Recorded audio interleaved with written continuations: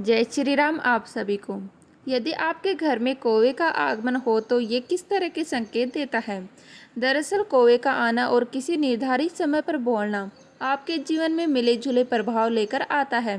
तो आइए जानते हैं कि घर में कौवे का आना आपके जीवन में किस तरह के बदलाव ला सकता है और यह किस बात की तरफ इशारा करता है। नंबर 1, यात्रा पर निकलते समय घर में कौवे का आना। यदि आप किसी बड़ी यात्रा पर जाने वाले हैं और आपके घर में कौवा आकर जोर से बोले, इसका मतलब यह है कि आपकी यात्रा सफल होने वाली है। दरअसल इस बात का संकेत है कि आपके जीवन में कोई बड़ा बदलाव आने वाला है जो आपके लिए शुभ होगा। यदि कौवा यात्रा पर जाने वाले व्यक्ति के मुंह की तरफ बोले तो आपकी किसी अमित्र मित्र से भेंट होने वाली है। यदि कोई किसी नौकरी के इंटरव्यू के लिए जा रहा है और घर से निकलते समय कौवा बोलकर पश्चिम दिशा की ओर उड़ जाए तो कार्य में निश्चित ही सफलता मिलेगी। यदि आपके घर में सुबह सुबह ही उत्तर या पूर्व दिशा में कौवा बोलता है तो यह इस बात का संकेत है कि आपके घर में किसी अतिथि का आगमन होने वाला है। यह आपके लिए शुभ संकेत है क्योंकि आपकी मुलाकात किसी अभिन्न मित्र से हो सकती है जो आपके बिगड़े हुए काम बनाने में मदद करेगा। इस प्रकार आपके घर में कौवे का आना और बोलना आपके जीवन के लिए मिले जुले प्रभाव लाता है। नंबर 2, झुंड में कौवे का आना। अगर आपके घर में कई कौवे झुंड में इकट्ठा हो जाएं और तेजी से बोले तो आपको सतर्क होने की आवश्यकता है। दरअसल ये कौवे किसी अनहोनी का संकेत देते हैं। ये इस बात का संकेत भी हो सकता है कि आपके परिवार पर कोई बड़ा संकट या कोई बड़ी बीमारी आने वाली है। खास तौर पर इस तरह के संकेत घर के मुखिया के लिए अच्छे नहीं होते हैं।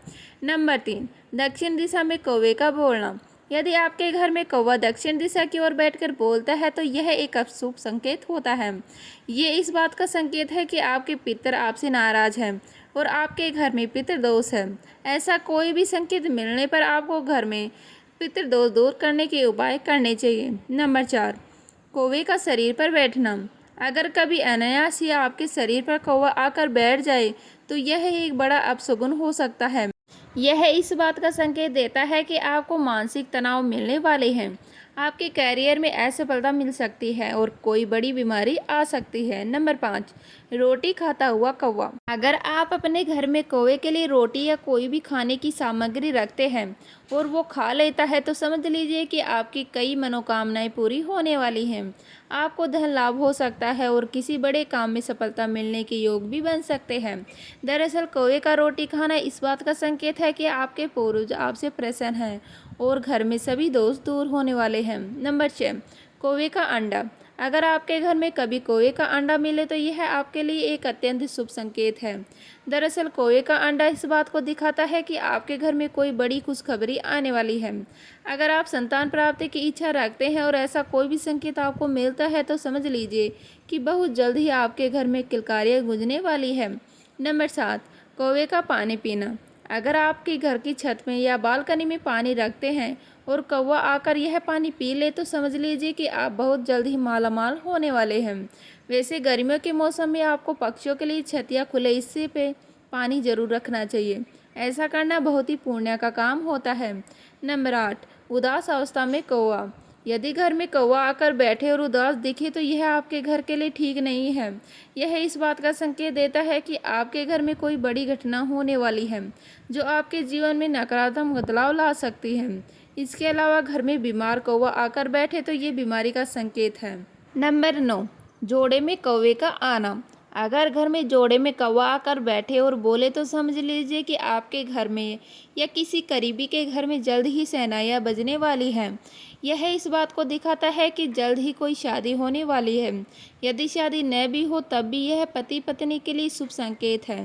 कई लोग कौवे को अपशगुन से जोड़ते हैं, यह क्या बात सच है?